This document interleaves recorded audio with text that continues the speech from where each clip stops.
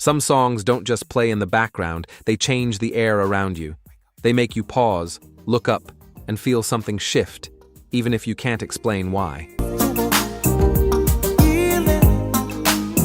In this countdown, we're exploring 12 records that had that kind of power. Tracks that turned late nights into memories. Grooves that felt like conversations. And one vocal moment that still leaves singers shaking their heads. And if you think you know where this countdown ends, wait until you hear the moment a 20-year-old walked into Motown and changed his destiny with one song. Number 12, Love Saw It, Karen White, late 80s R&B studio craft. Late night intimacy lives in the space between White's breath and the keys. Now I know how it feels to live up and this is the kind of slow burn that doesn't glow immediately, it warms from the inside out.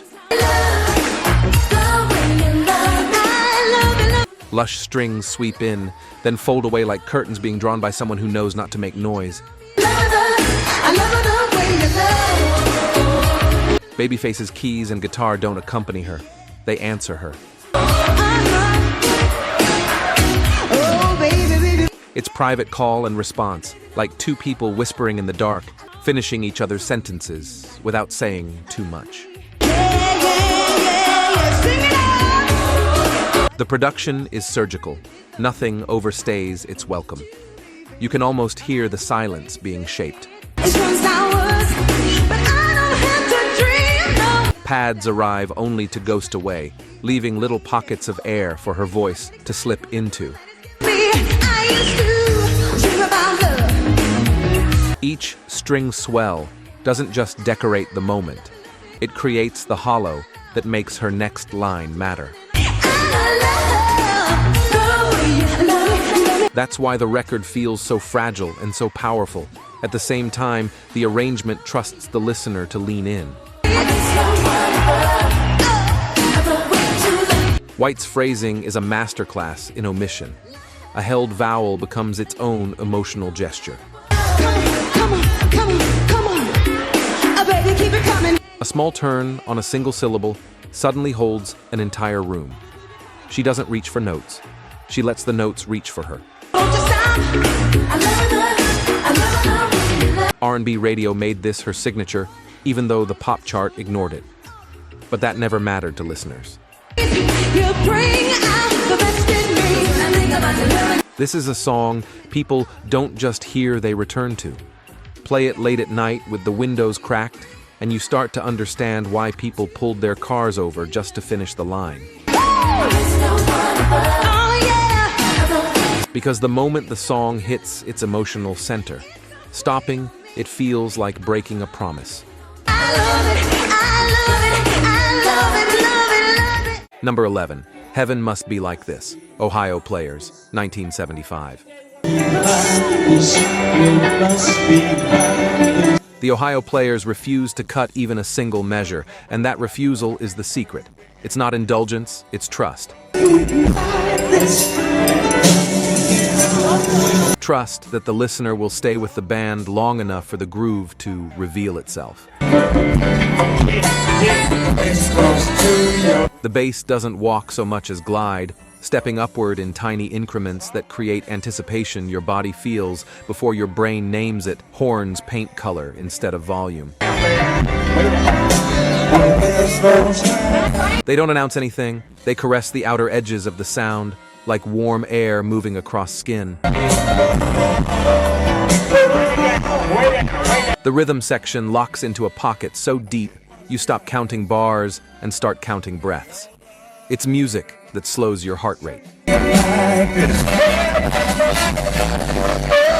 Music for honest conversations, for soft rooms, for lights dimmed low enough that your thoughts sit closer to the surface. The band produced it themselves because no outside arranger could protect that mood. This wasn't a song built for singles charts, it was built for memory. For the moment after everyone leaves the house party, when only one lamp is on, and you're not ready for silence yet. Are you feeling all right? It slid quietly out of rotation and into the part of your brain that holds comfort. And from that meditation, that long exhale, we fold into a record built on the opposite idea. Using softness as a bridge into mass appeal. Number 10, Let Me Be the One, Al Wilson, 1974. Al Wilson takes a soft original and gives it room to breathe. He doesn't dramatize it, he doesn't decorate it. He lets the song stand up straight and speak. Strings cushion his vocal without sitting too close. His voice stays centered, steady, and human. No vocal gymnastics, no reaching. It's been touch and go, off and on, weak and strong. He delivers each line like a promise he fully intends to keep a tone that feels honest across car speakers, kitchen radios, or late-night living rooms. Girl, I need you so. The arrangement is the musical equivalent of someone pushing a glass of water toward you and saying, "Here, take your time." We could go with all the ups and downs, so please stay. Adult contemporary programmers embraced it because it never tries to prove anything. Weak and strong, but then we did know that with hope. It simply exists, warm, conversational, immediate, and it crossed into pop without ever losing its R&B bloodstream. Sunshine follows the rain. Love will grow. Listen for the soft string bed underneath every verse. The way it doesn't just support his phrasing, it creates space around it. You can hear the silence doing as much work as the instruments. You gotta know. And from that calm maturity, we step into a song where many voices build something larger than themselves, a community shaped by harmony.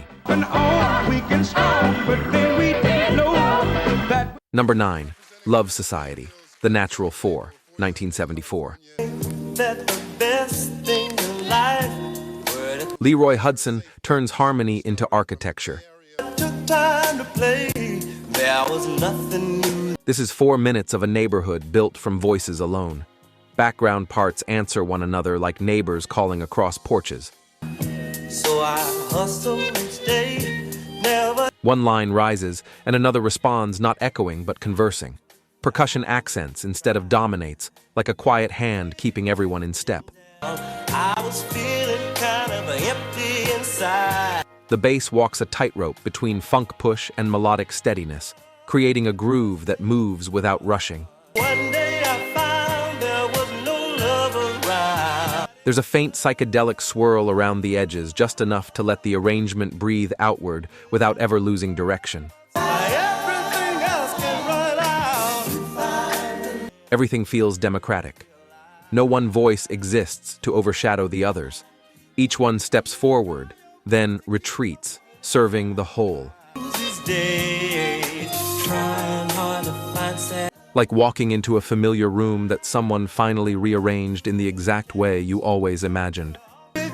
So many people confused. Play it with your eyes closed, and you can almost see a porch, a few folding chairs, the warm dusk of a late summer day, and voices rising into something communal. To be that main attraction. And from that warm collective energy where harmony builds a neighborhood, we crash straight into a record that sounds like urgency turned into a sprint. There's just one thing I can't be without. Number 8, Breakaway, The Valentines, 1970. This record doesn't stroll in, it lunges. Clemens pushes his voice right to the edge, to the place where excitement and desperation are indistinguishable. That rawness becomes its own instrument. Every line feels like it might crack, but never does, and the tension is electric. Horns strike like warning shots. They don't swell or glide, they stab and retreat. Drums don't keep time, they chase it, as if being pulled forward by the emotion rather than the tempo. Nothing in this song feels calculated. It's the sound of four men betting everything on a single take because they know they might never get another. That hunger is its heartbeat. It didn't break nationally, but it didn't disappear. The UK Northern Soul crowd dug it up, dusted it off, and made it a basement party staple. Collectors passed it around like contraband gold, and in those small rooms, it became legend. That's the power of raw hunger. It can outlive the moment that birthed it. Number 7, Everlasting Love, Carlton, 1973-74. Carlton didn't just cover a 60s classic, he found its pulse. He slowed it down just enough for the groove to breathe, and suddenly the song found its new identity. Listen to that bass line. It acts like a second heartbeat, steady and relentless, guiding the entire arrangement. It's subtle, but it pulls you through every section without letting go. Carlton's vocals climb without strain because the arrangement doesn't demand force, it rewards restraint. Silence becomes part of the rhythm. Space becomes its own instrument.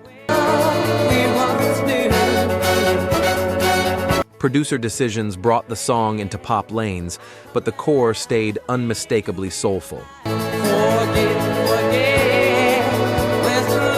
That duality drove the song across audiences and turned it into Carlton's defining track.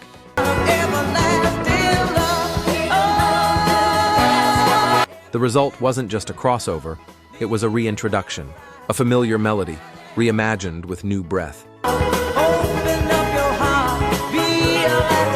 From this spacious, confident pop-soul hybrid, we step into something with more bodies, more voices, and more sparkle family chemistry pressed into disco brilliance.